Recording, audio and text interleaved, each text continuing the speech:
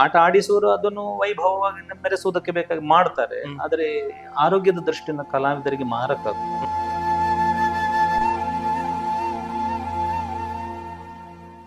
ಆ ಮನವಿ ಕೊಟ್ಟದ್ದೇ ಇವರಿಗೆ ಸಿಟ್ಟು ಬಂತು. ಅದು ಹಾಗೆ ಮನವಿ ಕೊಡಬಾರ್ದು. ಹಾಗೆ ಮೊದಲೇ ಏನು ನಮ್ಮ ಮೇಲೆ ದುರುದ್ದೇಶತೆ ಗೊತ್ತಿಲ್ಲ, ಒಂದು 7-8 ಮಂದಿ ಕಲಾವಿದರನ್ನು ಹೊರಗಿಟ್ಟು.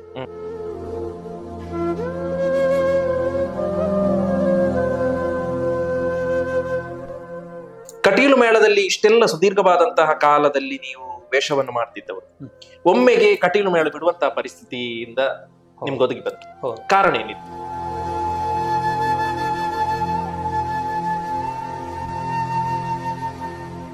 ಮತ್ತೆ ಚಿಕ್ಕ ಮೇಳಗಳ ಸಂಖ್ಯೆ ಹೆಚ್ಚಾದ ಕಾರಣ ಒಂದು ಮನೆಗೆ ಒಂದು ಚಿಕ್ಕ ಮೇಳ ಹೋಗ್ಬೇಕು. 2 ಹೋಯ್ತು ಅಂತಾದ್ರೆ ಆ ಮನೆಯವನಿಗೆ ಸಂಕಷ್ಟ. ನಮ್ಮ ಮೀಡಿಯಾದ ಎಲ್ಲ ವೀಕ್ಷಕರಿಗೆ ನಾನು ಸೋಮನಾಥ್ ಶೆಟ್ಟಿ ಮಂಗಲ್ಪಾಡಿ ಮಾಡುವ ವಂದನೆಗಳು. ಯಕ್ಷಗಾನ ಕಲಾವಿದರ ಬದುಕಿನ ಕಥೆ ಏನು, ನೋವು ನಲಿವಿನ ಕ್ಷಣಗಳೇನು, ಅವುಗಳನ್ನು ಎಲ್ಲವನ್ನು ತಿಳಿಸುವಂತಹ ಕಾರ್ಯಕ್ರಮವೇ ನಮ್ಮ ಮೀಡಿಯಾದ ಯಕ್ಷಾನುಭವ. ಇಂದಿನ ಯಕ್ಷಾನುಭವ ಕಾರ್ಯಕ್ರಮದಲ್ಲಿ ನಮ್ಮೊಂದಿಗೆ ಅತಿಥಿಯಾಗಿದ್ದಾರೆ ತೆಂಕುತಿಟ್ಟಿನ ಹೆಸರಾಂತ ಕಲಾವಿದರು, ಯಕ್ಷಗಾನದ ಸಂಘಟಕರು ಮಾಧವ ಬಂಗೇರ ಕೊಳತ್ತಮಜಲು. ತಿಳಿಯೋಣ ಮಾಧವ ಬಂಗೇರ ಕೊಳತ್ತಮಜಲು ಇವರ ಯಕ್ಷ ಅನುಭವ. ತಾನಿ ತಂದಾನ ತಂದನಾನ, ತಾನಿ ತಂದಾನ ತಂದನಾನ, ತಾನಿ ತಂದಾನ ತಂದನಾನ, ತಾನಿ ತಂದಾನ ತಂದನ.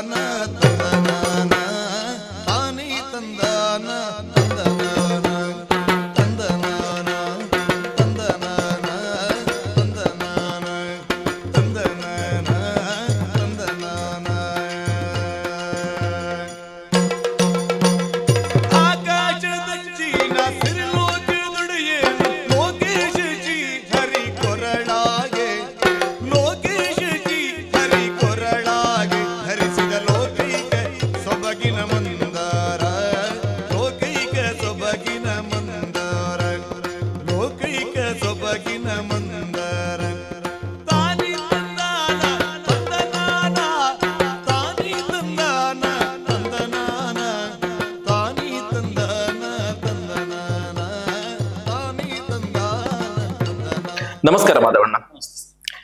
ತೆಂಕುತಿಟ್ಟಿನ ಯಕ್ಷಗಾನ ರಂಗದಲ್ಲಿ ಯಕ್ಷಗಾನದ ವೇಷಧಾರಿಯಾಗಿ ಸಂಘಟಕನಾಗಿ ಒಂದು ಮುಂಚೂಣಿಯಲ್ಲಿರುವಂತಹ ಕಲಾವಿದರು ನೀವು. ಸಾಧಾರಣ ನಿಮ್ಮ ತಿರುಗಾಟ ಎಷ್ಟು ವರ್ಷ ಆಯ್ತು?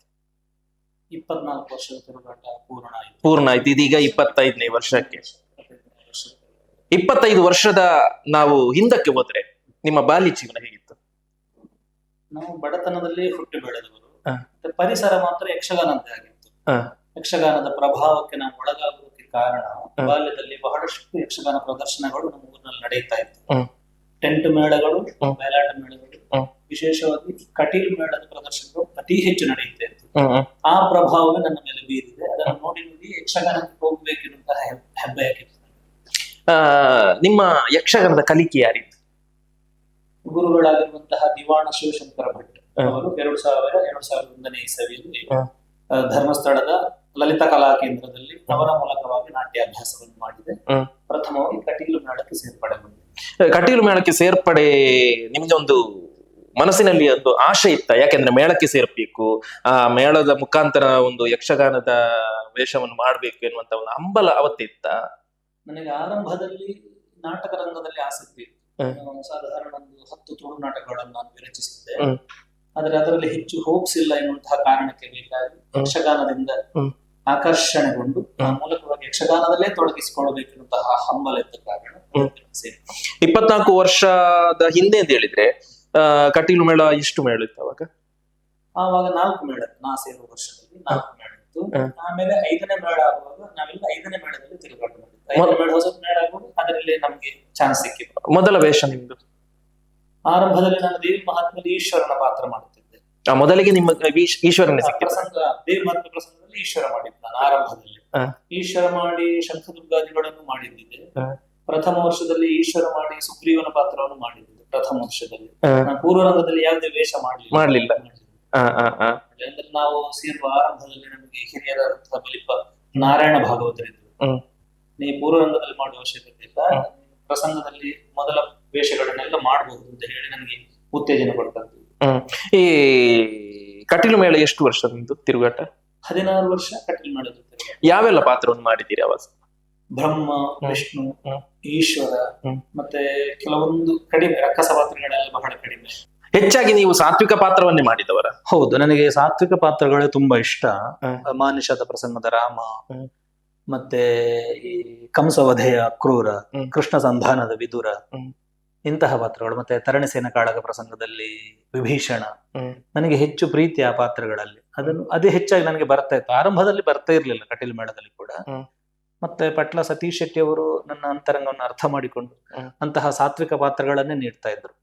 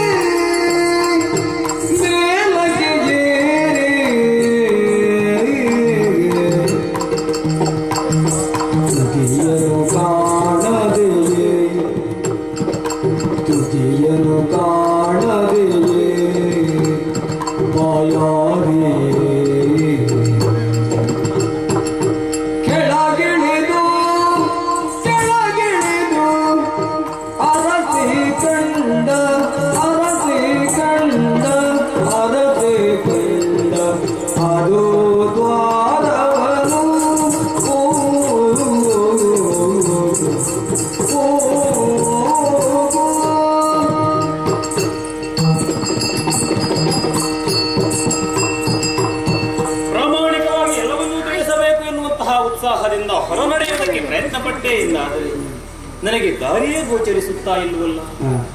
ಓಹೋ, ಒಳಸರಿದಂತಹ ನಾನು ಮತ್ತೆ ಹೊರಗೆ ಬರಬಾರದು ಎನ್ನುವಂತಹ ದುರುದ್ದೇಶದಿಂದ ಬ್ರಹ್ಮ ಅಷ್ಟದ್ವಾರಗಳನ್ನು ಬಂಧಿಸಿದ್ದಾನೆ. ಉಳಿದಿರುವುದು ಅಧೋದ್ವಾರ ಮಾತ್ರ ಪರೀಕ್ಷಿಸಿ ಇದನ್ನು ಮಾತ್ರ ಮುಕ್ತವಾಗಿರಿಸಿದ್ದಾನಲ್ಲ. ಇವನ ಕುತ್ಸಿತ ಬುದ್ಧಿ ಏನು ಎನ್ನುವುದು ಈಗ ನನಗೆ ಸ್ಪಷ್ಟ ಆಯಿತು.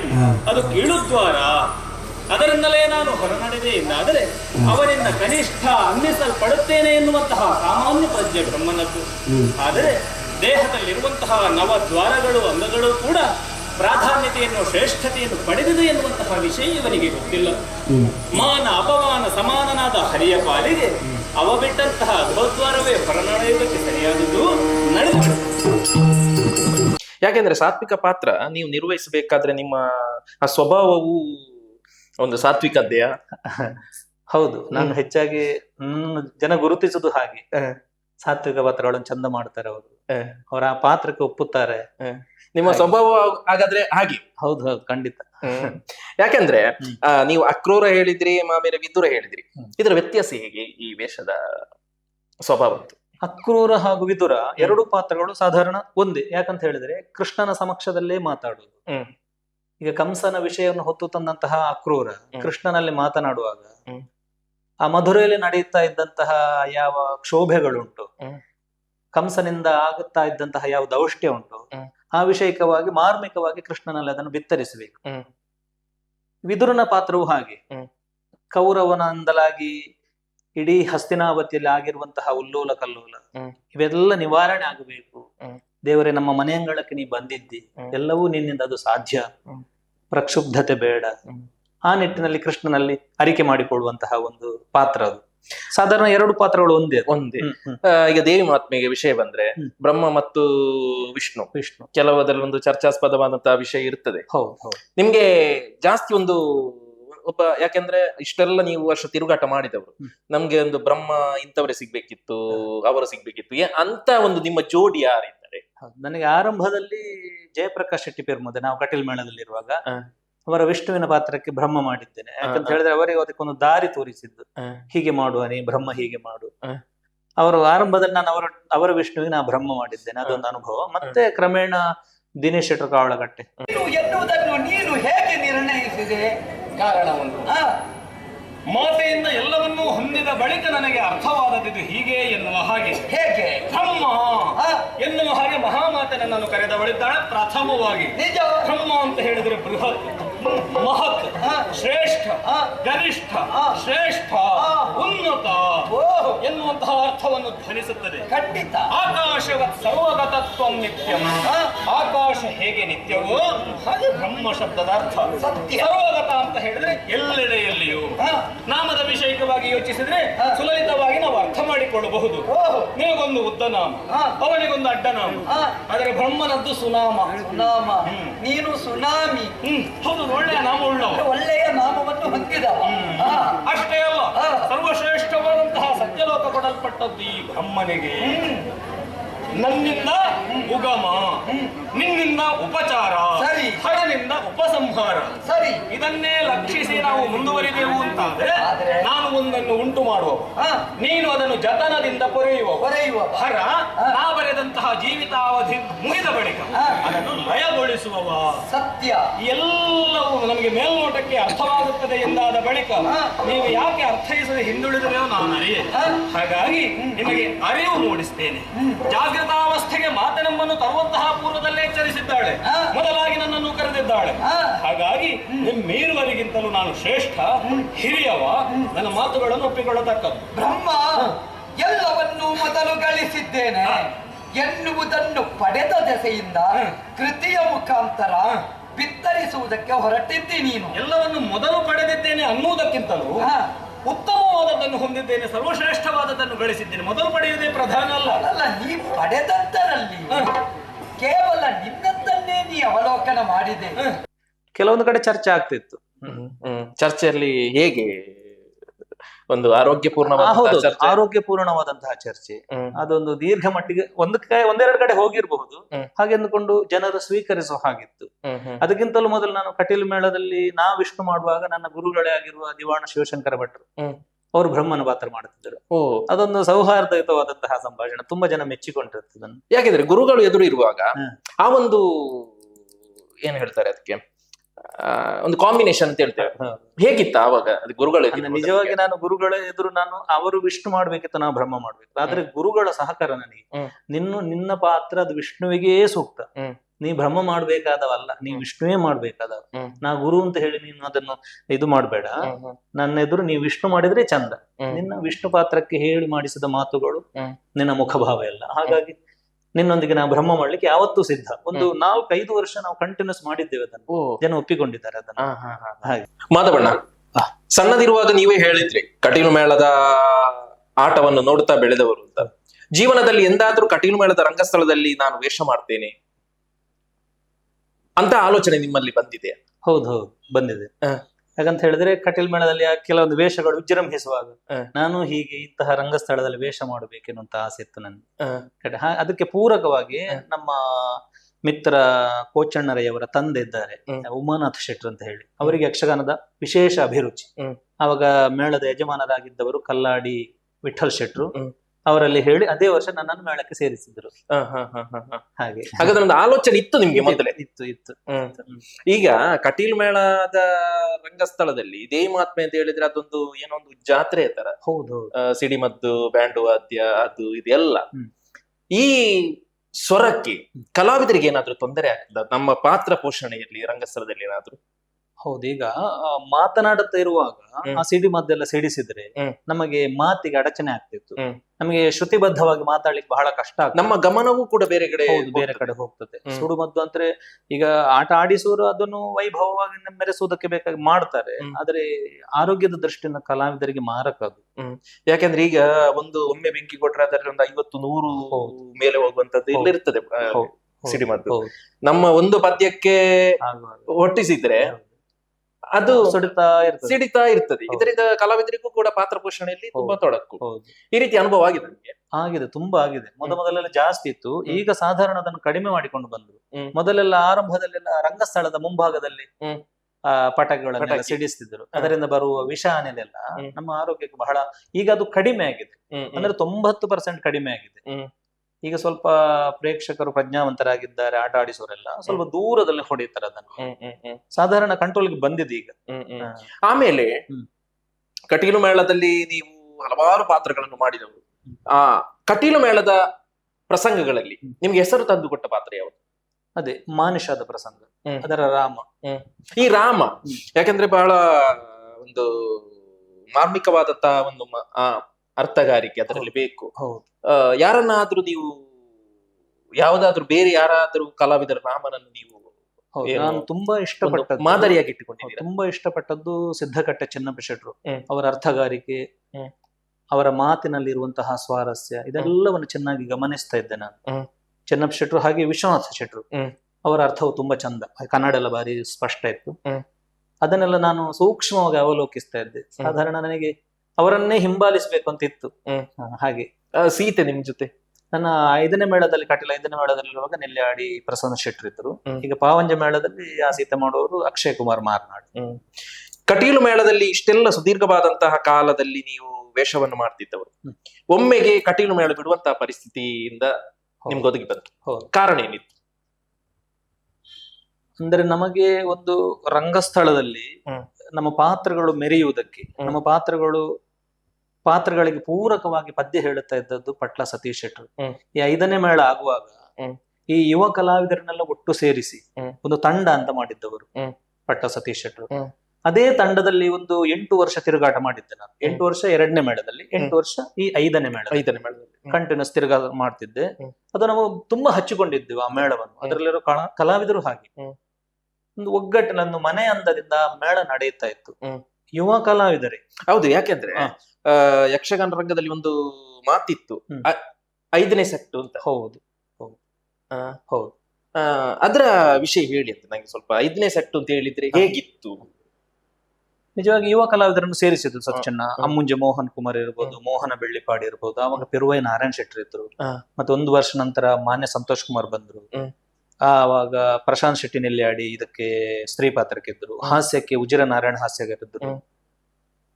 ಹಾಗೆ ಒಂದು ತಂಡವಾಗಿ ಒಂದು ಪ್ರಸಂಗವನ್ನು ಹೇಗೆ ಮೇಲೆ ಹಾಕಬಹುದು ಅಂತ ಹೇಳಿ ಸತೀಶ್ ಅಣ್ಣ ತುಂಬಾ ಪ್ಲಾನ್ ಮಾಡ್ತಾ ಇದ್ರು. ಬಹಳ ಬೇಡಿಕೆ ಇದ್ದದ್ದು. ಅಂದ್ರೆ ಅದರಲ್ಲಿ ವಿಶೇಷವಾಗಿ ದೇವಿ ಮಹಾತ್ಮೆ ಅಂತ ಹೇಳಿದ್ರೆ ಅದರ ಬಗ್ಗೆ ವಿಶೇಷ ಒಲವು. ದೇವಿ ಮಹಾತ್ಮೆ ಮತ್ತು ಮಾನಿಷ ಅದು ತುಂಬಾ ಆಗ್ತಾ ಇತ್ತು. ಮತ್ತೆ 2 ಗಂಟೆ ನಂತರ ಬರುವ ಪ್ರೇಕ್ಷಕರಿದ್ರು, ಅದು ಸತೀಶ್ ಅಣ್ಣನ ಪದ್ಯ ಕೇಳಲಿಕ್ಕೆ ಬೇಕಾಗಿ ಬರುವ ಪ್ರೇಕ್ಷಕರಿದ್ರು. ಆ ಮಟ್ಟಿನಲ್ಲಿ 5ನೇ ಮೇಳ. ಸತಿಯು ನಿದ್ರಿಸಿ ನೋಡಿ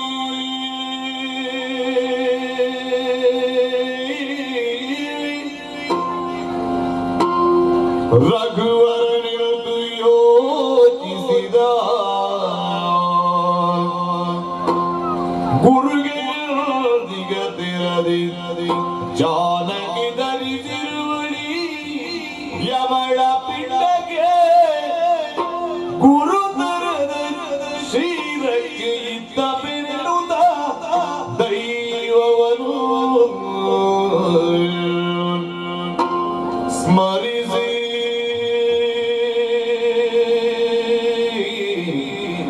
ಅಷ್ಟು ಚಂದ ಅದನ್ನು ಬೆಳೆಸಿದ್ದಾರೆ, ಅದನ್ನು ನಿಲ್ಲಿಸಿದ್ದಾರೆ ಸತ್ಯಣ್ಣ. ವಿಶೇಷ ಬೇಡಿಕೆ ಇದ್ದ ಮೇಳ ಅದು. ನೀವು ಹೊರ ಬಂದದ್ದು ಅದೇ ನಮಗೆ ಭಾಗವತರ ಬದಲಾವಣೆ ಅಂತ 8 ವರ್ಷ ತಿರುಗಾಟ ಆದ್ಮೇಲೆ 5ನೇ ಮೇಳದ್ದು ಭಾಗವತರ ಬದಲಾವಣೆ ಅಂತ ಆಯ್ತು. ಪಟ್ಲ ಸತೀಶ್ ಶೆಟ್ರನ್ನು ಆ ಮೇಳದಿಂದ ಬದಲಾವಣೆ ಮಾಡ್ತಾರೆ ಅಂತ. ಹಾಗೆ ನಾವು ಸಾಮಾನ್ಯವಾಗಿ ಹೇಗೆ ಅದಕ್ಕೆ ನಡಿಬೇಕು ಅಂತ ಹೇಳಿ ನಾವೆಲ್ಲ ಕಲಾವಿದರ ತೀರ್ಮಾನ ಮಾಡಿ ಅವರನ್ನು ಬದಲಾಯಿಸುವುದು ಬೇಡ, ನಮಗೆ ಅವರು ಬೇಕು ಅಂತ ಒಂದು ಮನವಿ ಕೊಟ್ಟದ್ದಷ್ಟೇ. ಎಲ್ಲರೂ ಸೇರಿ ಎಲ್ಲರೂ ಪೂರಕವಾಗಿ ಅದಕ್ಕಿದ್ರು ಮನವಿ ಕೊಟ್ಟೆವು. ಆ ಮನವಿ ಕೊಟ್ಟದ್ದೇ ಇವರಿಗೆ ಸಿಟ್ಟು ಬಂತು. ಅದು ಹಾಗೆ ಮನವಿ ಕೊಡಬಾರ್ದು. ಹಾಗೆ ಮೊದಲೇ ಏನು ನಮ್ಮ ಮೇಲೆ ದುರುದ್ದೇಶತೆ ಗೊತ್ತಿಲ್ಲ, ಒಂದು 7-8 ಮಂದಿ ಕಲಾವಿದರನ್ನು ಹೊರಗಿಟ್ಟು. ನಾನು ತುಂಬಾ ನನಗೆ ಯಕ್ಷಗಾನದಲ್ಲಿ ಆದ ಆಘಾತ ಅಂತ ಹೇಳಿದ್ರೆ ಅದೇ, ಬೇರೆ ಎಲ್ಲಿಯೂ ಅಂತ ಒಂದು ಘಟನೆ ನಡೆದಿಲ್ಲ. ಕಟೀಲು ಮೇಳದಿಂದ ತೆಗೆದದ್ದು ನಾನು ತುಂಬಾ ದಿವಸ ಹತ್ತಿದ್ದೆ, ನನ್ನವರ ಬಗ್ಗೆ ಹೇಳಿಕೊಂಡಿದ್ದೆ ನನ್ನವರಲ್ಲಿ, ಹೋಗುದಿದ್ರೆ ಕಟೀಲು ಮೇಳಕ್ಕೆ ನಾನು ಅಂತ. ನಾನು ಅಂದ್ರೆ ಕಟೀಲು ಮೇಳವಂತೆ, ನನ್ನ ಇಡೀ ಸರ್ವಸ್ವ ಕಟೀಲು ಮೇಳದಲ್ಲಿ ಇರ್ಬೇಕಂತ ಇದ್ದದ್ದು. ಕಟೀಲು ಮೇಳ ಬಿಟ್ಟು ಬೇರೆ ತಿರುಗಾಟವೇ ಮಾಡುದಿಲ್ಲ ಅಂತ ಇತ್ತು. ಅಷ್ಟು ಹಚ್ಚಿಕೊಂಡಿದ್ದೆ ನಾನು. ತುಂಬಾ ಪ್ರೀತಿಯಿಂದ ನಾವು ಅದರಲ್ಲಿ ಕಲಾ ಸೇವೆ ಮಾಡ್ತಾ ಇದ್ದವರು. ಅದೆಷ್ಟು ಕಲಾವಿದರನ್ನು ಮಾಡಿಕೊಟ್ಟಿದ್ದೇವೆ, ಅದೆಷ್ಟು ಕೆಲಸಗಾರರನ್ನು ಆ ಮೇಳಕ್ಕೆ ನಾವು ಮಾಡಿಕೊಟ್ಟವರು. ತೃಪ್ತಿ ಉಂಟು, ಈಗಲೂ ಹೆಮ್ಮೆಯಿಂದ ಹೇಳಬಲ್ಲೆ. ನಾನು ಕಟೀಲು ಮೇಳಕ್ಕೆ ನ್ಯಾಯವಾಗಿ ನಾನು ದುಡಿದಿದ್ದೇನೆ, 2-3 ವೇಷವೂ ಮಾಡಿದ್ದಿದೆ. ಅಂತಹ ಮೇಳದಲ್ಲಿ ಈ ರೀತಿ ನಮ್ಮನ್ನು ಮಾಡಿದ್ರಲ್ಲ, ಹೊರಗೆ ಬಂದು ಮತ್ತೆ ಹೋಗ್ಲಿಕ್ಕೆ ಶತಾಯಗತಾಯ ಪ್ರಯತ್ನ ಪಟ್ಟಿದ್ದೇವೆ, ಅಷ್ಟು ಮಾಡಿದ್ರು ತಗೊಳ್ಳಿಲ್ಲ. ಅದು ತುಂಬಾ ಬೇಸರದ ವಿಷಯ. ಆದ್ರೆ ಕಟೀಲು ತಾಯಿ ನಮ್ಮ ಕೈ ಬಿಡ್ಲಿಲ್ಲ, ಅವಳ ಅನುಗ್ರಹ ಒಂದು ಪೂರ್ಣ. ಹೌದು. ಹಾಗೆ ಮತ್ತೆ ಆಯ್ತು, ಕಟೀಲು ಮೇಳದ ವಿಷಯ ಅಲ್ಲಿಗೆ ನಮ್ಮ ಮತ್ತೆ ಬಿಟ್ಟು ಬಿಟ್ಟೆ. ಆಮೇಲೆ ನಿಮ್ಮ ತಿರುಗಾಟ ಅದಿನ್ನು ಬೇಡ, ಯಕ್ಷಗಾನವೇ ಬೇಡ ಅಂತ ನಾನು ತುಂಬಾ ಮಂದಿಯಲ್ಲಿ ಹೇಳಿದ್ದೆ, ಯಕ್ಷಗಾನವೇ ಬೇಡ, ಸಣ್ಣ ಒಂದು ಅಂಗಡಿ ಎಲ್ಲ ಮಾಡಿದ್ದೆ. ಆ ಸಮಯದಲ್ಲಿ ನನಗೆ ತುಂಬಾ ಬೇಡಿಕೆ ಇತ್ತು ನನ್ನ ಕೆಲವು ಕಾರ್ಯಕ್ರಮಗಳಿಗೆ. ಈಗ ಯಕ್ಷಗಾನ ವೈಭವ, ನಾಟ್ಯ ವೈಭವ, ತಾಳಮದ್ದಳೆ ಇಂತಹ ಕಾರ್ಯಕ್ರಮಗಳು ಆ ಕಾಲದಲ್ಲಿ ಬಂತು ನನಗೆ. ನನ್ನ ಅಂಗಡಿಯಲ್ಲಿ ಇರುವಾಗ್ಲಿ ತುಂಬಾ ಕಾರ್ಯಕ್ರಮಗಳು, ಈ ವಾರದಲ್ಲಿ 4-5 ಕಾರ್ಯಕ್ರಮ ಬರ್ಲಿಕ್ಕೆ ಶುರುವಾಯ್ತು. ಅದೇ ಕಾಲದಲ್ಲಿ ಬಪ್ಪನಾಡ್ ಮೇಳದವರು ನಾನು ಕಾಲ್ ಮಾಡಿದ್ರು, ಮ್ಯಾನೇಜರ್ ದನಿಯವರು, ನೀವು ಬೇಕು ನಮಗೆ ಬರ್ಬೋದಾ ಅಂತ. ಪೂರ್ಣ ಬರ್ಲಿಕ್ಕೆ ಆಗ್ತದೆ ಅಂತ ಹೇಳಲಿಕ್ಕೆ ಆಗುದಿಲ್ಲ, ನನಗೆ ಫ್ರೀ ಇದ್ರೆ ಬರ್ತೇನೆ ಅಂತ. ಅವ ಗಿರೀಶ್ ರೈ ಅವರು ಅದರಲ್ಲಿ ಪ್ರಧಾನ ಭಾಗವತರಾಗಿದ್ದರು. ಹಾಗೆ ಬಪ್ಪನಾಡ್ ಮೇಳಕ್ಕೆ ಹೋಗ್ತಿದ್ದೆ.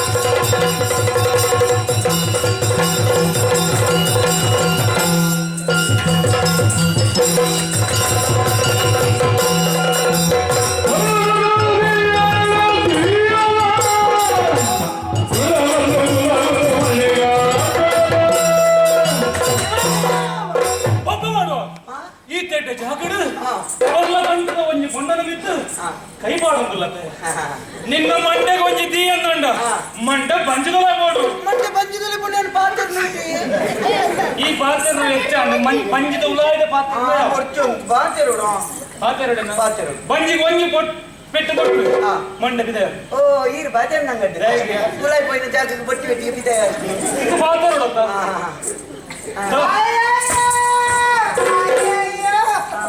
ತಾವ ಬೋಡಿ ಹಚ್ಚಿ ಯಾವುದು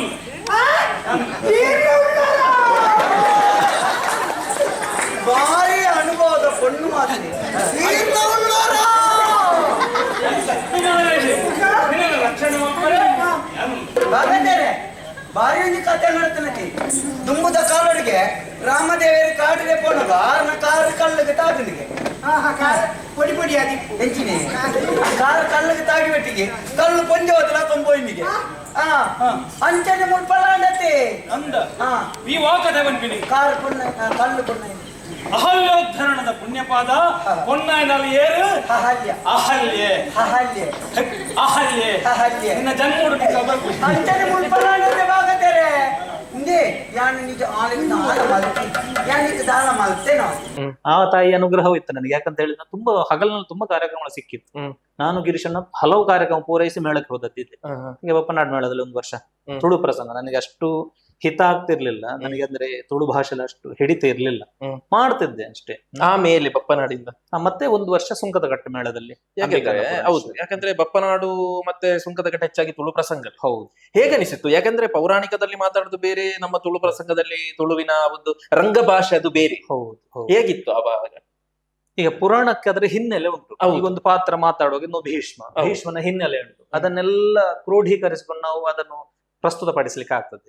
ಆದ್ರೆ ತುಳು ಪ್ರಸಂಗದಲ್ಲಿ ಆ ಪಾತ್ರಕ್ಕೆ ಹಿನ್ನೆಲೆ ಇರುವುದಿಲ್ಲ, ನಾವೇ ಸ್ವಂತಿಕೆಯನ್ನು ಮಾಡಿ. ಮತ್ತೆ ತುಳು ಯಕ್ಷಗಾನದಲ್ಲಿ ನನಗೆ ಅಷ್ಟೊಂದು ಇದು ಇರ್ಲಿಲ್ಲ, ಪ್ರೌಢತೆ ಬಂದಿರ್ಲಿಲ್ಲ.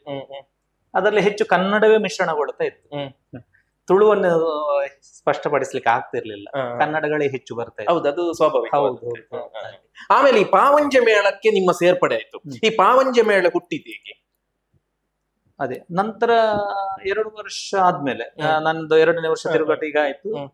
3ನೇ ವರ್ಷಕ್ಕೆ ಯಾವ ಮೇಳಕ್ಕೆ ಅಂತ ನಾನು ಯೋಚನೆ ಮಾಡ್ತಾ ಇದ್ದೆ.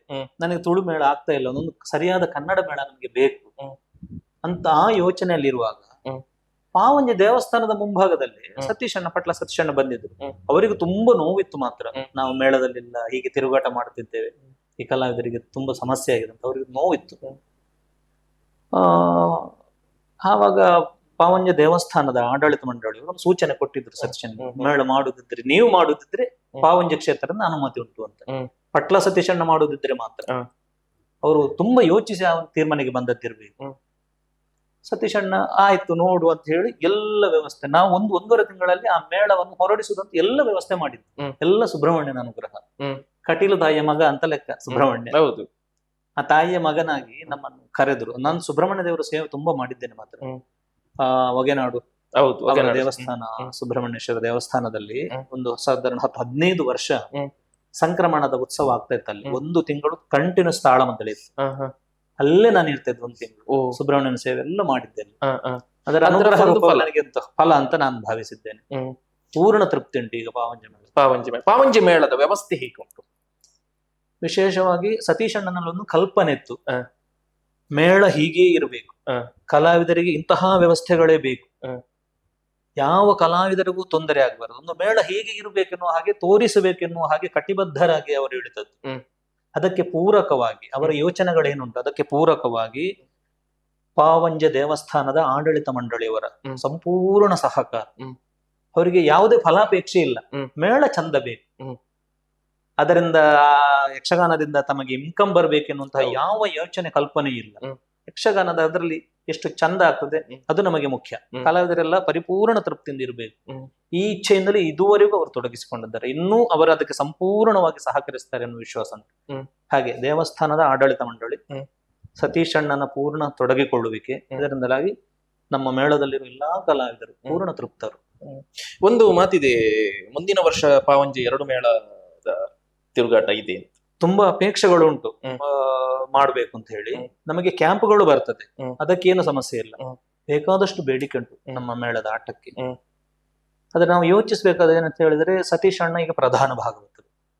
ಈಗ 2ನೇ ಮೇಳ ಆದ್ರೆ ಹ್ಮ್. ಪುನಃ ಸತೀಶ್ ಅಣ್ಣನೇ ನಮ್ಮ ಮೇಳಕ್ಕೆ ಬರಬೇಕು ಅಂತ ಹೇಳಿದ್ರೆ, ಹೌದು, ಅದು ಈಗ ಅವ್ರ 1ನೇ ಮೇಳದಲ್ಲಿ ಇದ್ರೆ ಅವ್ರು ಸತೀಶ್ ಅಣ್ಣನೇ ಬರಬೇಕು. ಹ್ಮ್. 2ನೇ ಮೇಳಕ್ಕೆ ಕಳಿಸಿ ಹ್ಮ್. ಸತೀಶ್ ಅಣ್ಣ ಇದ್ದ ಮೇಳ ಬೇಕು ಅಂತ ಆದ್ರೆ ಅದು ಕಷ್ಟ. ಮತ್ತೆ ಕಷ್ಟ ಆಗ್ತದೆ. ಹ್ಮ್. ಹಾಗೆ ಹ್ಮ್. ಮತ್ತೆ ಅವರಿಗೂ ತುಂಬಾ ಸಮಸ್ಯೆ ಪಾಪ. ಯಾಕಂತ ಹೇಳಿದ್ರೆ ಅವರಿಗೂ ದೊಡ್ಡ ಮಟ್ಟದ ಕಾರ್ಯಕ್ರಮಗಳುಂಟು. ಪಟ್ಲ ಫೌಂಡೇಶನ್ ಕಟ್ಟಿಕೊಂಡಿದ್ರೆ ಹ್ಮ್. ಸುದೀರ್ಘವಾಗಿ ಅದರಲ್ಲಿ ತೊಡಗಿಸಿಕೊಳ್ಬೇಕು. 2 ಮೇಳಕ್ಕೆ ಹೋಗುವುದು ಕಷ್ಟ. ಹ್ಮ್.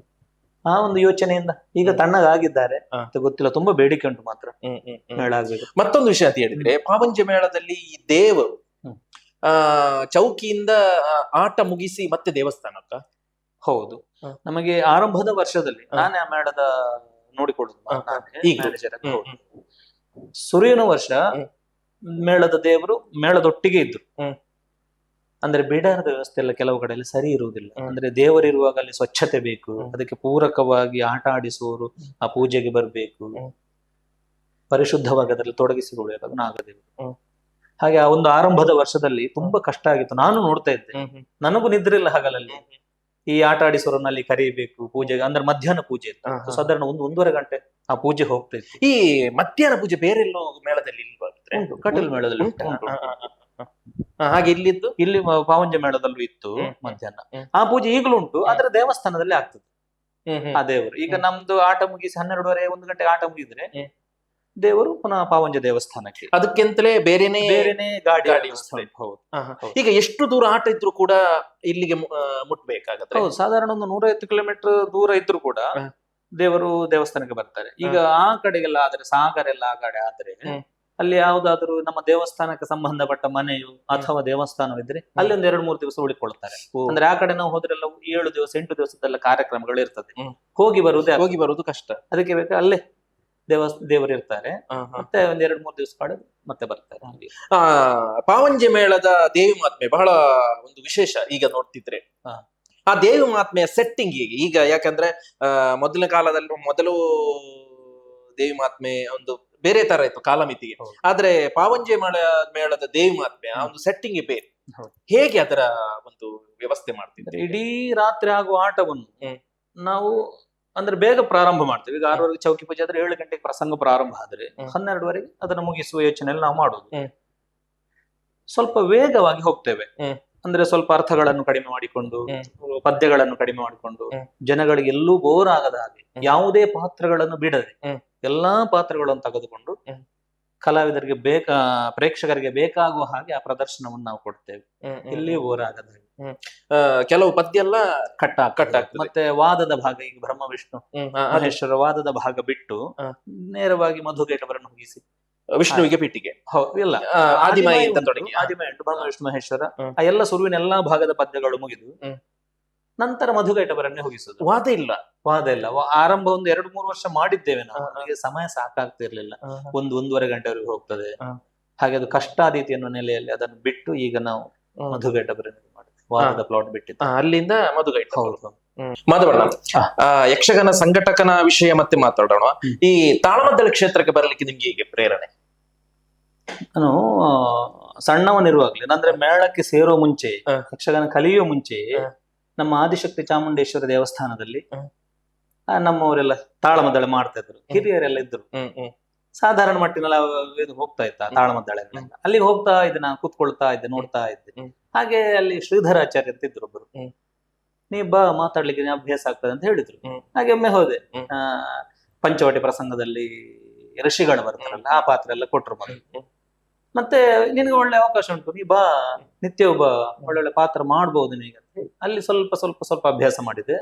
ಮತ್ತೆ ಮೊದಲ ವೇಷ ಮಾಡಿದ್ದು, ನಾನು ಯಕ್ಷಗಾನಕ್ಕೆ ಸೇರುವ ಮೊದಲ ವೇಷ ಮಾಡಿದ್ದು ನಮ್ಮ ಊರಿನ ದೇವಸ್ಥಾನ, ಕಾವೇಶ್ವರ ದೇವಸ್ಥಾನ. ಅಲ್ಲಿ ಒಂದು ಪ್ರಸಂಗದಲ್ಲಿ ವೇಷ ಮಾಡಿದ್ದೆ.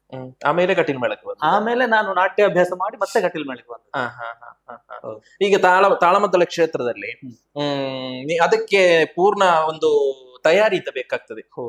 ಯಾಕೆಂದ್ರೆ ಇಂತ ಒಂದು ಪಾತ್ರ, ಯಾಕೆಂದ್ರೆ ಎದುರ್ನ ಪಾತ್ರಧಾರಿ ಏನಾದ್ರೂ ಒಂದು ಅಲ್ಲಿ ಪ್ರಶ್ನೆ ಕೇಳಿದ್ರೆ ಅದಕ್ಕೆ ಉತ್ತರ ಕೊಡುವಂತದ್ದು ಬಹಳ ಜವಾಬ್ದಾರಿಯದ್ದು ಒಂದು ಕೆಲಸ.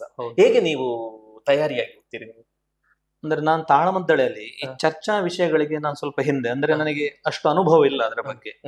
ನಾನು ಏಕಮುಖವಾದಂತಹ ಪಾತ್ರಗಳನ್ನೇ ಮಾಡ್ತೇನೆ. ಈಗ ಯಕ್ಷಗಾನದಲ್ಲಿ ಮಾಡ್ತೇನೆ, ತಾಳಮದ್ದಳೆಯಲ್ಲಿ ಆಗುವಾಗ ಒಳ್ಳೊಳ್ಳೆ ಅರ್ಥಧಾರಿಗಳು ಎದುರಿರ್ತಾರೆ, ನಾವು ಅದಕ್ಕೆ ಪೂರಕವಾಗಿ ಮಾತಾಡ್ಬೇಕಾಗ್ತದೆ. ಆ ನಿಟ್ಟಿನಲ್ಲಿ ನಾನು ಅಂತ ಚರ್ಚೆಯ ವಿಷಯದ ಪಾತ್ರಗಳನ್ನು ಅಷ್ಟು ಅಭ್ಯಾಸ ಮಾಡಿದ್ದಿಲ್ಲ. ಆಸಕ್ತಿ ಉಂಟು, ಆದ್ರೆ ನಾನು ತುಂಬಾ ಕಷ್ಟ ಆಗ್ತುಂಟು. ಏಕಮುಖವಾದಂತಹ ಪಾತ್ರಗಳು, ಈಗ ಕರ್ಣಭೇದನ ಪ್ರಸಂಗ ಇದ್ರೆ ಕುಂತಿ, ಈಗ ಕೃಷ್ಣ ಸಂಧಾನ ಇದ್ರೆ ವಿದುರ, ವಾಲಿ ಮೋಕ್ಷ ಅಂತ ಪ್ರಸಂಗ ಇದ್ರೆ ತಾರೆ, ಇಂತಹ ಪಾತ್ರಗಳನ್ನ ನಾ ಮಾಡುದು. ಹಾಗೆ ಹೆಚ್ಚಾಗಿ ನಿಮ್ಗೆ ಯಾರು ಸಿಕ್ಕಿದ್ದಾರೆ ಎದುರಿಗೆ? ನನಗೆ ಹಿರಿಯರು ಅಂತ ಹೇಳಿದ್ರೆ ಮೊದಲೆಲ್ಲ ಚೆನ್ನಪ್ಪ ಶೆಟ್ಟರಲ್ಲಿ ಅರ್ಥ ಮಾತಾಡಿ, ಚೆನ್ನಪ್ಪ ಶೆಟ್ಟರದ್ರು, ಕುಂಬಳೆ ಸುಂದರರಾಯರದ್ರು ಮಾತಾಡಿ, ಅವರ ಜೊತೆ ಸಣ್ಣ ಅವಾಗ ನಾನು ಮೇಳಕ್ಕೆ ಸೇರಿದ್ದಷ್ಟೇ. ಸಿದ್ಧಘಟ್ಟ ವಿಶ್ವನಾಥ ಶೆಟ್ಟರಾದ್ರು ಮಾತಾಡಿದ್ದೇನೆ, ಸುಣ್ಣಂಬಳಿ ವಿಶ್ವೇಶ್ವರ ಭಟ್ರು, ಜಯಪ್ರಕಾಶ್ ಶೆಟ್ಟಿ ಪೆರುಮುದೆ, ದಿನೇಶ್ ಶೆಟ್ಟರು ಕಾಳಗಟ್ಟೆ, ಪವನ್ ಕಿರಣ್ ಕೆರೆ ಅವರು, ಜಬ್ಬಾರ್ ಸಮೋ ಸಂಪಾದ್, ಎಲ್ಲರೊಟ್ಟಿಗೆ ಒಂದೊಂದು ಅರ್ಥ ಮಾತಾಡಿದ ನೆನಪುಂಟು, ಅನುಭವ ಉಂಟು. ಯಾಕೆಂದ್ರೆ ಈಗ ಬಡಗಿನವರು, ಬಡಗಿನ ಹಿಮ್ಮೇಳ, ತೆಂಕಿನ ಕಲಾವಿದರು, ಆ ರೀತಿ ನಿಮ್ಗೆ ಏನಾದ್ರು ಕಾರ್ಯಕ್ರಮ ಸಿಕ್ಕಿದ? ಹೌದು, ಆಗಿದೆ. ಸಾಗರ ಕಡೆಗೆ ಆಗಿದೆ. ನನ್ನನ್ನು ಇವರು ಪ್ರಭಾಕರ್ ಜೋಶಿ ಅವರು ಕರ್ಕೊಂಡು ಹೋಗಿದ್ರು. ಒಂದು ಯಾವ್ದೊಂದು ಪ್ರಸಂಗ ನೆನಪು ಬರ್ತಾ ಇಲ್ಲ ನನಗೆ. ಅದು ಬಡಗಿನ ಹಿಮ್ಮೇಳ, ಬಡಗಿನ ಕಲಾವಿದರು. ಈ ಕಡೆಯಿಂದ ಪ್ರಭಾಕರ್ ಜೋಶಿ ಮತ್ತು ನಾನು. ಈಗ ಅದೇ, ಯಾಕಂದ್ರೆ ಬಡಗಿನ ಹಿಮ್ಮೇಳ ಅಂತ ಹೇಳಿದ್ರೆ ಆ ಪದ್ಯ ಇಲ್ಲಿಯ ಪದ್ಯವೇ ಅಲ್ಲ, ಬಡಗಿನಲ್ಲಿ ಬೇರೆ ಏನಾದ್ರು ಬದಲಾವಣೆ ಇದೆಯಾ? ಬಡಗಿನಲ್ಲಿ ಕೆಲವು ಪ್ರಸಂಗಗಳಲ್ಲಿ ಪದ್ಯಗಳಲ್ಲಿ ವ್ಯತ್ಯಾಸ ಉಂಟು. ನಮ್ಮ ಕರ್ಣಾರ್ಜುನಕ್ಕೂ ಅವರ ಕರ್ಣಾರ್ಜುನಕ್ಕೂ ವ್ಯತ್ಯಾಸಗಳು ಉಂಟು, ಸ್ವಲ್ಪ, ತುಂಬಾ ಅಂತಲ್ಲ. ಮತ್ತೆ ತಾಳದ್ದೆಲ್ಲ ಉಂಟು, ಮುಕ್ತಾಯ ಎಲ್ಲ ಅದು ಸಾಧಾರಣ ನಮ್ಮ ತೆಂಕುತಿಟ್ಟಿಗೆ ಪೂರಕವಾಗಿ ಉಂಟು. ವೇಷ ಮಾಡಿದ್ದೀರಿ ಬಡಗಿನಲ್ಲಿ? ಬಡಗಿನ ವೇಷ ಮಾಡ್ಲಿಲ್ಲ, ಬಡಗು ಮೇಳದಲ್ಲಿ ಹೋಗಿ ವೇಷ ಮಾಡಿದ್ದೇನೆ. ವೇಷ ತೆಂಕೆ ಮಾಡಿದ್ದು. ಹೌದು, ನಾನು ಕಮಲಶಲ ಮೇಳದಲ್ಲಿ ವಿಷ್ಣು ಮಾಡಿದ್ದೆ. ಹೌದು, ದೇವಮಾತ್ಮೆಯಲ್ಲಿ ವಿಷ್ಣು ಮಾಡಿದ್ದೆ. ಮತ್ತೆ ಜನ್ಸಾಲೆ ಅವರ ಸೆಟ್ಟಿಂಗ್ ಒಂದು ಯಾವ್ದೊಂದು ಆಟ ಇತ್ತು ಬಡಗಿನಲ್ಲಿ, ಅದರಲ್ಲಿ ಕೃಷ್ಣನ ಪಾತ್ರ ಮಾಡಿದ್ದೆ. ಹಿಮ್ಮೇಳ ನಮ್ಮ ತೆಂಕಿನದ್ದೇ? ಹೌದೌದು, ತೆಂಕಿನದ್ದು. ಬೇರೆ ಎದುರಿಗೆ ಬಡಗಿನ ವೇಷ. ಹೌದು. ಆಮೇಲೆ ಸಂಘಟಕನಾಗಿ ಮಾತಾಡುತ್ತಿದ್ರೆ, ಓರ್ವ ಸಂಘಟಕನಾಗಬೇಕಾದ್ರೆ ತುಂಬಾ ಜವಾಬ್ದಾರಿಯಾದಂತ ಒಂದು ಕಾರ್ಯ. ಯಾಕಂದ್ರೆ ಒಬ್ಬ ಕಲಾವಿದನನ್ನು ನಾವು ಬುಕ್ ಮಾಡಿ ಆ ಸಮಯದಲ್ಲಿ ಎಲ್ಲಾದ್ರೂ ಕೈ ಕೊಟ್ರೆ ಅದು ನಮ್ಮ ಜವಾಬ್ದಾರಿ ದೊಡ್ಡದು. ಈ ಸಂಘಟಕನಿಗೆ ಉತ್ತಮ ಸಂಘಟಕನಾಗಬೇಕಿದ್ರೆ ಏನ್ ಮಾಡ್ಬೇಕು? ಮೊದಲಾಗಿ ನನಗೆ ಆರಂಭದಲ್ಲಿ ನಾಯಕತ್ವ ಅಂತ ಹೇಳಿದ್ರೆ ತುಂಬಾ ಇಷ್ಟ. ನಾನು ಈಗ ಶಾಲೆಯಲ್ಲಿ ಇರುವಾಗ್ಲೂ ಅಷ್ಟೇ, ನಾನೊಂದು ಲೀಡರ್ ಅಂತ, ಅದು ನನಗೆ ತುಂಬಾ ಇಷ್ಟ. ಮತ್ತೆ ಅದು ಸವಾಲಿನ ವಿಷಯ ಕೂಡ. ಹೌದೌದು. ಮತ್ತೆ ಎಲ್ಲ ಕಲಾವಿದರಲ್ಲಿ ಅನ್ಯೋನ್ಯತೆ ಬೇಕು, ಸೌಹಾರ್ದತೆ ಬೇಕು. ನಾವು ಅಂದ್ರೆ ನಾನೊಂದು ಕಾರ್ಯಕ್ರಮಕ್ಕೆ ಹೇಳುವಾಗ ಅವರು ಬರುವ ಹಾಗೆ ಇರಬೇಕು. ನಾನು ಆರಂಭದಲ್ಲಿ ಅದನ್ನು ಕಾಯ್ಕೊಂಡಿದ್ದೆ. ಪ್ರತಿ ಕಲಾವಿದರನ್ನು ಸಂದರ್ಶಿಸಿ ಕಾರ್ಯಕ್ರಮಕ್ಕೆ ಆಹ್ವಾನಿಸುವಾಗ ಅದನ್ನು ಕ್ರಮಾಗತವಾಗಿ ಕರೆಯುತ್ತಾ ಇದ್ದೆ. ಅವರ ಬಗ್ಗೆ ಒಳ್ಳೆ ಅಭಿರುಚಿಯನ್ನು ಹೊಂದಿ, ಅವರು ನಮ್ಮ ಬಗ್ಗೆ ಒಳ್ಳೆ ಅಭಿರುಚಿಯನ್ನು ಹೊಂದುವಂತಹ ಕಲಾವಿದರನ್ನು ಕರೆದು ನಾನು ತುಂಬಾ ಕಾರ್ಯಕ್ರಮ, ಯಕ್ಷಗಾನ, ತಾಳಮದ್ದಳೆ, ನಾಟ್ಯ ವಿಭವ, ಗಾನ ವಿಭವ, ಹಾಸ್ಯ ವಿಭವ, ಅದರಲ್ಲಿ ನಿರೂಪಣೆ ಮಾಡಿ ತುಂಬಾ ಅದು ನನಗೆ ಇಷ್ಟ ಆ ವಿಷಯ. ನೀವು ಎಷ್ಟೋ ಯಕ್ಷಗಾನವನ್ನು ಕೂಡ ಮಾಡಿದ್ದೀರಿ ನೀವು, ಹೌದು. ಸಂಘಟನೆ ಮಾಡಿದ್ದೀರಿ. ಹೌದು. ಎಂದಾದ್ರೂ ಅದರಿಂದ ಏನಾದ್ರೂ ಒಂದು ಕಹಿ ಅನುಭವ ಆಗಿದೆಯಾ? ಯಾಕೆಂದ್ರೆ ಕಲಾವಿದರು ಬಾರದಿದ್ದದ್ದು ಅಥವಾ ಸಂಘಟಕರು ನಾವು ಹೇಳಿದಂತಹ ಕಲಾವಿದರಿಗೆ ಇಂತಿಷ್ಟು, ಯಾಕಂದ್ರೆ ಅವರಿಗೆ ಹೌದು. ಒಂದು ನಿರ್ದಿಷ್ಟವಾದಂತಹ ಒಂದು ಸಂಬಳ ಅಂತ ಇರ್ತದೆ. ಹೌದು. ಯಾಕಂದ್ರೆ ಕೆಲವು ಸಂಘಟಕರಿಗೆ ಗೊತ್ತಿರುವುದಿಲ್ಲ ಆ ಕಲಾವಿದನಿಗೆ ಇಂತಿಷ್ಟು ಕೊಡ್ಬೇಕು. ಇದರಿಂದ ಏನಾದ್ರೂ ತೊಂದರೆ ಆಗಿದೆ ನಿಮ್ಗೆ? ಇಲ್ಲ, ಅಂತಹ ತೊಂದರೆಗಳು ಏನಾಗ್ಲಿಲ್ಲ. ಹ್ಮ್. ನಾನೀಗ ಸಂಘಟನೆ ಮಾಡಿದೆಲ್ಲ ಯಕ್ಷಗಾನ ಒಂದೆರಡು ಲೋಪಗಳಾಗಿರ್ಬೋದು, ಕಲಾವಿದರು ಬಾರದೆ ಬೇರೆ ಪಾತ್ರಧಾರಿ ಅದನ್ನು ಮಾಡಿಸಿದ್ದು ಉಂಟು. ಅಂತ ತುಂಬಾ ಪ್ರಸಂಗಗಳು. ಒಮ್ಮೊಮ್ಮೆ ನಾನು 100-150 ಮಂದಿ ಕಲಾವಿದರನ್ನು ಒಟ್ಟುಗೂಡಿಸಿ ಯಕ್ಷಗಾನ ಮಾಡಿದ್ದಿದ್ದೆ. 2-3 ಮಂದಿ ಆಬ್ಸೆಂಟ್ ಆದ್ರೆ ಇರುವ ಕಲಾವಿದರಲ್ಲಿ ಅಡ್ಜಸ್ಟ್ಮೆಂಟ್ ಆಗ್ತದೆ, ಹಾಗೆ ಅಡ್ಜಸ್ಟ್ಮೆಂಟ್ ಆಗ್ತದೆ. ಮತ್ತೆ ಸಂಭಾವನೆ ವಿಷಯ ಹಾಗೆ, ಒಂದು ಕಾರ್ಯಕ್ರಮ ಆಗುವಾಗ ಅದನ್ನು ನಾನು ಕಾಂಟ್ರಾಕ್ಟ್ ತಗೊಳ್ಳೋದಿಲ್ಲ. ಯಾಕಂತ ಹೇಳಿದ್ರೆ ಸಂಘಟಕನಿಗೆ ಅದು ಸಮಸ್ಯೆ ಆಗಬಾರ್ದು. ಅವರು ಕಾಂಟ್ರಾಕ್ಟ್ ತಗೊಂಡ್ರು, ಇಷ್ಟು ತಗೊಂಡ್ರು, ಕಲಾವಿದರಿಗೆ ಸರಿಯಾಗಿ ಬಟ್ವಾಡೆ ಆಗ್ಲಿಲ್ಲ, ಅಂತಹ ವಿಷಯಗಳು ಬರಬಾರದೆನ್ನುವ ಹಾಗೆ ಮೊದಲೇ ನಾನು ತೀರ್ಮಾನಿಸಿದ್ದೆ. ಅಂತ ಯಾವುದೇ ಸಮಸ್ಯೆಗಳು ನನ್ನ ಜೀವನದಲ್ಲಿ ಬರಬಾರ್ದು. ಕಾಂಟ್ರಾಕ್ಟ್ ಅಂತ ತಗೊಳ್ಳೋದಿಲ್ಲ ನಾನು. ಸಂಘಟಕರಿಗೆ ಸೂಚಿಸ್ತೇನೆ ನಾನು, ಈ ಕಲಾವಿದನಿಗೆ ಇಷ್ಟು ಕೊಡ್ಬೇಕು, ಈ ಕಲಾವಿದನಿಗೆ ಇಷ್ಟು ಕೊಡ್ಬೇಕು, ಹಾಗೆ ನೀವು ನಿಮ್ಮ ಕೈಯಾರೆ ಕೊಡ್ಬೇಕು. ನೀವು ನನಗೆ ಏನ್ ಕೊಡ್ತೀರಾ ಅದನ್ನ ತಗೊಳ್ತೇನೆ ನಾನು. ನೀವು ಕೇವಲ ಕಲಾವಿದರನ್ನು ಕರೆಯುವುದು ಮಾತ್ರ? ಹೌದು, ಕರೆಯುವುದು ಮಾತ್ರ. ಆ ವ್ಯವಸ್ಥೆ, ಆ ಕಲಾವಿದನಿಗೆ ಎಷ್ಟು ಸಂಭಾವನೆ ಸಲ್ಲಬೇಕು ಅದು ನೀವು ಮಾಡ್ಬೇಕು, ಅದನ್ನ ಹೇಳಿದಷ್ಟು ನೀವು ಕೊಡ್ಬೇಕು. ಮತ್ತೆ ಅದು ಬಜೆಟ್ ನಾನು ಮೊದಲು ಹೇಳ್ತಿದ್ದೆ, ಈ ಆಟಕ್ಕಾಗೂ ಇಷ್ಟು ಬೇಕಾಗ್ತದೆ, ನಿಮಗೆ ಇಷ್ಟು ಕಲಾವಿದರಿದ್ದಾರೆ, ಸಂಭಾವನೆಗೆ ಇಷ್ಟು ಬೇಕು, ಮೊದಲೇ ಸೂಚನೆ ಕೊಡ್ತಿದ್ದೆ. ಈಗ ಯಾಕಂದ್ರೆ ನಿಮ್ಗೊಂದು ನಿರ್ದಿಷ್ಟ ಕಲಾವಿದರು ಅಂತ ಇರ್ತಾರೆ, ನನ್ನ ಕಾರ್ಯಕ್ರಮಕ್ಕೆ ಇವರು ಅಂತ ಇರ್ತದೆ. ಬೇರೆ ಯಾರಾದ್ರೂ ಕಲಾವಿದರು ಹೇಳಿದಾರ ಮಾಧವಣ್ಣ ನನ್ಗೆ ಕರೆಯುವುದಿಲ್ಲ ಎನ್ನುವಂತ ಹಾಗೇನಾದ್ರೂ ಸೂಚನೆ ಬಂದಿದೆ? ಯಾಕಂದ್ರೆ ಮಾಧವಣ್ಣನ ಸೆಟ್ ಅಂತ ಹೇಳಿದ್ರೆ ಅದು ಇವರು, ಚೆಂಡೆಗೆ ಇವರು, ಮದ್ದಳೆಗೆ ಇವರು, ಭಾಗವತಿಗೆ ಇವರು, ಆಗೊಂದು ನಿಮ್ಮ ಒಂದು ಆಲೋಚನೆ ಇರ್ತದೆ. ನೀವು ಕರೆಯದ ಕಲಾವಿದರು ಆ ರೀತಿ ಏನಾದ್ರೂ ಬಂದಿದೆ? ಬರ್ಬೋದು ಮಾತ್ರ. ಬಂದಿದೆ. ನನ್ನ ಸಂಘಟನೆಯಲ್ಲಿ ನಮ್ಮನ್ನು ಕರೆಯುವುದಿಲ್ಲ ಅಂತ ಕೆಲವು ಕಲಾವಿದರೆಲ್ಲ ಹೇಳಿದ್ದಾರೆ. ಅದು ಒಮ್ಮೊಮ್ಮೆ ಏನ್ ತೊಡಕಾಗ್ತದೆ ಗೊತ್ತಾ? ಸಂಘಟಕರು ಕೆಲವು ಹೆಸರು ಸೂಚಿಸ್ತಾರೆ, ನಮಗೆ ಇಂತಹ ಕಲಾವಿದರು ಬೇಕು, ಇಂತಹ ಕಲಾವಿದರು ಬೇಕು, ಅದಕ್ಕೆ ಮೊದಲ ಪ್ರಾಶಸ್ತ್ಯ ನಾವು ಕೊಡ್ಬೇಕಾಗ್ತದೆ. ಒಂದು ವೇಳೆ ಅವರು ತಪ್ಪಿದ್ರೆ ಬೇರೆ ಕಲಾವಿದರಿಗೆ ಅವಕಾಶ ಮಾಡಿ ಕೊಟ್ಟದ್ದು ಉಂಟು. ಹೆಚ್ಚಿನ ಕಾರ್ಯಕ್ರಮಗಳೇ ಹಾಗಾಗಿದೆ. ಮತ್ತೆ ಅವಕಾಶ ಇರುವಾಗ ಯಾರಿಗೆ ಸಿಗ್ಲಿಲ್ಲ ಅವಕಾಶ, ಅಂತವರನ್ನು ಕರೆದಿದೆ. ಉದಾಹರಣೆಗೆ ನೀವೀಗ ನಾಳೆ ಭ್ರಾಮರಿದ್ದು ಯಕ್ಷಗಾನ ಪ್ರದರ್ಶನ ಬೆಳಗಿನವರೆಗೆ ಆಗ್ತದೆ ಮಂಗಳೂರು ಪುರಭವನದಲ್ಲಿ. ಅದಕ್ಕೆ ಆದಷ್ಟು ವರ್ಷ ಕಲಾವಿದರನ್ನು ಚೇಂಜ್ ಮಾಡ್ತಾ ಹೋಗ್ತೇವೆ ನಾವು. ಅವಕಾಶ ಸಿಗದವರಿಗೆ ಕೊಡುವಂತಹ ಪ್ರಯತ್ನ ಮಾಡ್ತಿದ್ದೇವೆ ಪ್ರಾಮಾಣಿಕವಾಗಿ. ಮತ್ತೆ ಯಾರ ಬಗ್ಗೆ ನಮಗೆ ದ್ವೇಷ ಅಂತ ಇಲ್ಲ, ಅರ್ಹ ಕಲಾವಿದರನ್ನು ಕರೆದು ಅವಕಾಶ ಕೊಟ್ಟಿದ್ದೇವೆ. ಹಾಗೆ ನಿಮ್ಮ ಮುಂದಿನ ತಿರುಗಾಟದ ಪಾವಂಜೆ ಮೇಳದಲ್ಲಿ. ಯಾಕೆಂದ್ರೆ ಪಾವಂಜೆ ಮೇಳದಲ್ಲಿ ಒಂದು ವಿಶೇಷ ಅಂತ ಹೇಳಿದ್ರೆ ಹೊಸ ಹೊಸ ಕಥೆಗಳನ್ನು ಸಂಯೋಜಿಸಿಕೊಂಡು ಬೇರೆ ಒಂದು ಪ್ರಸಂಗ ಆಗ್ತಾ ಉಂಟು. ಅದರ ತಯಾರಿ ಹೇಗಾಗ್ತದೆ ನಿಮ್ಮಲ್ಲಿ? ಯಾಕಂದ್ರೆ ಅಯೋಧ್ಯ ದೀಪ ಆಗ್ಲಿ, ಆಮೇಲೆ ಇಂತ ಒಳ್ಳೊಳ್ಳೆ ಪ್ರಸಂಗ ಬಂದಿದೆ ಈಗ ಪಾವಂಜೆಯಲ್ಲಿ, ಅದರ ತಯಾರಿ ಹೇಗೆ? ಅಂದ್ರೆ ನಾವು ಶುರುವಿನ ವರ್ಷ ಹೊಸ ಪ್ರಸಂಗ ಅಂತ ಮಾಡ್ಲಿಲ್ಲ. ಅಂದ್ರೆ ಒಂದು ಹೊಸ ನಿರ್ದಿಷ್ಟವಾದ ಪ್ರಸಂಗ ಅಂತ ಮಾಡ್ಲಿಲ್ಲ. ಪೌರಾಣಿಕ ಎಲ್ಲಾ ಪ್ರಸಂಗಗಳನ್ನ ಆಡ್ತಾ ಇದ್ದಿದ್ದು ಮತ್ತೆ ಹೆಚ್ಚಾಗ್ತಿತ್ತು. ಮೇಳ ಹೊರಟ 2ನೇ ವರ್ಷದಲ್ಲಿ ಪವನ್ ಕಿರಣ್ ಕೆರೆಯವರಿಂದ ಒಂದು ಪ್ರಸಂಗ ನಮಗೆ ಬಂತು, ಧರ್ಮ ಸಿಂಹಾಸನ ಅಂತ ಹೇಳಿ. ಬಹಳ ಸೊಗಸಾದ ಪ್ರಸಂಗ ಅದು. ಅದು ನಮಗೆ ಒಂದು 2 ತಿಂಗಳ ಮುಂಚೆ ಆ ಪ್ರಸಂಗವನ್ನು ಅವ್ರು ಕೊಟ್ಟಿದ್ರು ನಮಗೆ.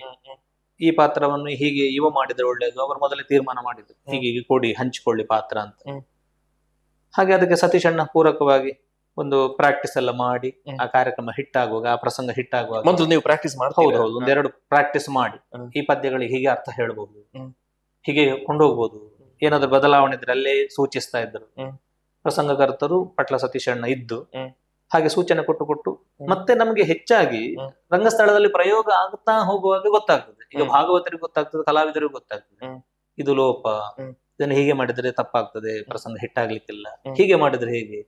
ಕೆಲವು ಪಾತ್ರಗಳನ್ನು ಸೇರಿಸಿದ್ದು ಇದೆ, ಬಿಟ್ಟದ್ದು ಇದೆ, ಕೆಲವು ಅರ್ಥವನ್ನು ಸೇರಿಸಿದ್ದು ಇದೆ, ಬಿಟ್ಟದ್ದು ಇದೆ, ಪದ್ಯಗಳನ್ನು ಬಿಟ್ಟದ್ದಿದೆ, ಸೇರಿಸಿದ್ದು ಇದೆ. ಹಾಗೆ ಆ ಪ್ರಸಂಗಕ್ಕೆ ಪೂರಕವಾಗಿ ಆ ಮಿತಿಯೊಳಗೆ ಹೇಗೆ ಚಂದ ಮಾಡ್ಬೋದು ಆ ನಿಟ್ಟಿನಲ್ಲಿ ಆಲೋಚಿಸಿ ಆ ಪ್ರಸಂಗ ಮೇಲೆ ಬೀಳುವ ಹಾಗೆ ಮಾಡುದು. ನೀವು ಈಗ ಪಾವಂಜೆ ಮೇಳದಲ್ಲಿ ಒಂದು ಪ್ರಧಾನ ಕಲಾವಿದರಾಗಿಯೂ ಆಮೇಲೆ ಒಬ್ಬ ಪ್ರಬಂಧಕರಾಗಿ ಇದ್ದೀರಿ. ಪ್ರತಿ ವರ್ಷ ಕಲಾವಿದರ ಏನಾದ್ರೂ ಒಂದು ಅವರಿಗೆ ತೊಡಕು, ಮೇಳ ಬಿಟ್ಟು ಇಲ್ಲದ್ರೆ ಇನ್ನು ಹೊಸ ಸೇರ್ಪಡೆಯೋ, ಮುಂದಿನ ವರ್ಷಕ್ಕೆ ಯಾರಾದ್ರೂ ಸೇರ್ಪಡೆ ಹಾಗೆ ಏನಾದ್ರೂ ಒಂದು ವಿಶೇಷ ಇದೆಯಾ? ಉಂಟು. ಅದೆಲ್ಲ ನಾವು ಈಗ ಅಷ್ಟಮಿಯ ನಂತರವೇ ಅದನ್ನೆಲ್ಲ ತೀರ್ಮಾನ ಮಾಡುದು. ಬಿಡುವ ಕಲಾವಿದರ ಬಗ್ಗೆ, ತಕೊಳ್ಳುವ ಕಲಾವಿದರ ಬಗ್ಗೆ ಅಷ್ಟಮಿ ಅಂತ ಅದೊಂದು ಗಡುವು ಅದು. ಆಮೇಲೆ ನಾವು ತೀರ್ಮಾನ ಮಾಡುದು ಯಾರೆಲ್ಲ ಬಿಡುವವರಿದ್ದಾರೆ ಅಂತ ಎನ್ಕ್ವೈರ್ ಮಾಡಿ. ಅಂದ್ರೆ ಕೆಲವು ಸಮಸ್ಯೆಯಿಂದ ಬಿಡ್ತಾರೆ, ಆರೋಗ್ಯ ಸಮಸ್ಯೆಯು ಅಥವಾ ಮನೆಯಲ್ಲಿ ಏನಾದ್ರೂ ಸಮಸ್ಯೆ ಆದ್ರೆ ನಾವು ಮನೆಯಲ್ಲೇ ಬೇಕೆಂಬ ಕಾರಣಕ್ಕೆ ಬಿಡುವ ಕಲಾವಿದರು ಇದ್ದಾರೆ. ಅದಕ್ಕೆ ನಾವು ಹೊಸ ಸೇರ್ಪಾಡು ಮಾಡಿಕೊಳ್ಳುತ್ತೇವೆ. ಮತ್ತೆ ನಮ್ಮ ಮೇಳದಲ್ಲಿ ಬಿಡುವ ಕಲಾವಿದರು ಬಹಳ ಕಡಿಮೆ ಅಂತ ಹೇಳಿದ್ರೆ ಒಳ್ಳೆ ವ್ಯವಸ್ಥೆ ಉಂಟು. ದೇವಸ್ಥಾನದ ಆಡಳಿತ ಮಂಡಳಿ, ಸತೀಶ್ ಅಣ್ಣನ ನೇತೃತ್ವ, ವರ್ಷ ವರ್ಷ ಸಂಬಳದಲ್ಲಿ ಹೆಚ್ಚುಗಾರಿಕೆ ಮಾಡ್ತಾ ಇದ್ದಾರೆ. ಮಳೆಗಾಲದ ಸಂಬಳ ಅದೇ ಹೌದು, ಮಳೆಗಾಲದ ಸಂಬಳ ಈಗ ನಮ್ಮ ತಿರುಗಾಟದಲ್ಲಿರುವ ಕಲಾವಿದರಿಗೂ ಸಿಬ್ಬಂದಿ ವರ್ಗದವರಿಗೂ ಚೌಕಿ ಕೆಲಸ ಎಲ್ಲ ಮಾಡ್ತಾರಲ್ಲ, ಆ ಸಂಬಳದಲ್ಲಿ ವ್ಯತ್ಯಾಸ ಉಂಟು. ಆದ್ರೆ ಮಳೆಗಾಲದ ಸಂಬಳ ಅಂತ ಆಗುವಾಗ ಆ ಕೆಲಸಗಾರರಿಗೂ ಕಲಾವಿದರಿಗೂ ಒಂದೇ ರೀತಿಯ ಸಂಬಳ 6 ತಿಂಗಳಿಗೆ ಇಂತೆಷ್ಟು ಅಂತ ಕೊಡ್ತೇವೆ. ಕೊಡ್ತೇವೆ. ಆಮೇಲೆ ನೀವು ಚಿಕ್ಕ ಮೇಳದ ವ್ಯವಸ್ಥೆಯನ್ನು ಮಾಡಿದ್ದೀರಂತೆಲ್ಲ, ಹೌದು. ಹೇಗೆ ಅದರ ನಿರ್ವಹಣೆ? ಅದೀಗ ನಾನು ಚಿಕ್ಕ ಮೇಳ ನಿಲ್ಲಿಸಿ ಒಂದು 5 ವರ್ಷ ಆಯ್ತು, 5-6 ವರ್ಷ ಏನಾಯ್ತು. ಮೊದಲು ಮಾಡ್ತಿದ್ದೆ, ಸಾಧಾರಣ ಒಂದು 6-7 ವರ್ಷ ಏನೋ ಮಾಡಿದ್ದೆ ಚಿಕ್ಕ ಮೇಳ.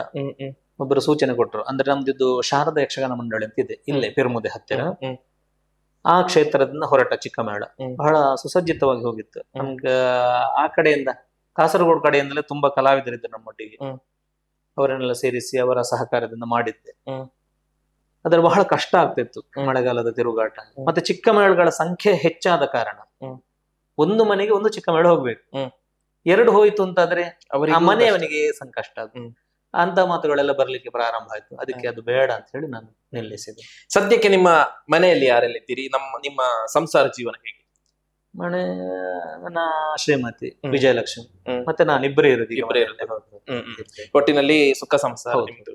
ಆಗ್ಲಿ ಮಾದಬಣ್ಣ, ನಿಮ್ಮ ಯಕ್ಷಗಾನ ಸಂಘಟಕನಾಗಿಯೂ ಕಲಾವಿದನಾಗಿಯೂ ತಾಳಮದ್ದಲೆ ಅರ್ಥಗಾರಿಕೆಯಲ್ಲಿ ನೀವು ಯಕ್ಷಗಾನ ಕ್ಷೇತ್ರದಲ್ಲಿ ಇಷ್ಟು ವರ್ಷಗಳ ನೀವು ಸಾಧನೆಯನ್ನು ಮಾಡ್ತೀರಿ.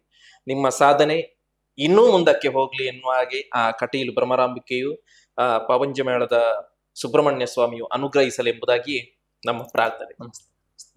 ತೆಂಕುತಿಟ್ಟಿನ ಹೆಸರಾಂತ ಮೇಳ ಅದು ಪಾವಂಜೆ. ಆ ಪಾವಂಜೆ ಕ್ಷೇತ್ರದಿಂದ ನಡೆಸಲ್ಪಡುವಂತಹ ಪಾವಂಜೆ ಮೇಳದ ಕಲಾವಿದರು ಮಾಧವ ಬಂಗೇರ ಕೊಳತ್ತಮಜರು. ಸಂಘಟಕನಾಗಿಯೂ ಅರ್ಥಧಾರಿಯಾಗಿಯೂ ವೇಷಧಾರಿಯಾಗಿಯೂ ಕಲಾ ಪ್ರವೃತ್ತಿಯಿಂದ ಮುಂದುವರಿಯುತ್ತಿರುವಂತಹ ತೆಂಕುತಿಟ್ಟಿನ ಅದ್ಭುತ ಕಲಾವಿದರು. ಅವರ ನೋವು ನಲಿವು ಅದನ್ನೆಲ್ಲವನ್ನು ನಾವು ತಿಳ್ಕೊಂಡೆವು. ಮುಂದಿನ ವಾರ ಮತ್ತೊಬ್ಬರು ಕಲಾವಿದರೊಂದಿಗೆ ಭೇಟಿಯಾಗೋಣ. ವಂದನೆಗಳು.